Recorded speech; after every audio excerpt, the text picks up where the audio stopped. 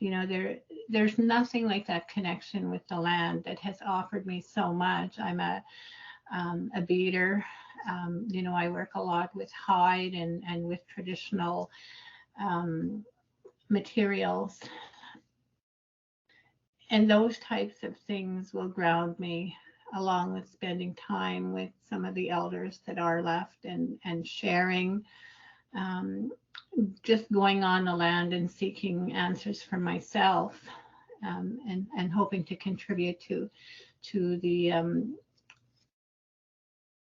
picture today. You know, this great mosaic of different kinds of skills and concepts and knowledge. And it's so beautiful because I think the North has so much to offer.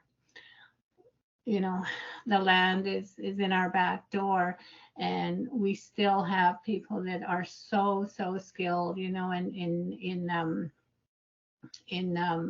traveling, in surviving, not only surviving but thriving, in sustaining, you know, their ways of hunting and looking after the animals and the land and those types of things. So I think the rest of the world could actually learn a lot from us, and yet we're always deemed to be a little bit backwards or behind. You know, we're not up to date with the latest in education. But I do think that, and I'm very proud of the fact that the North has been leading in many ways, you know, in developing things like the residential schools module for education.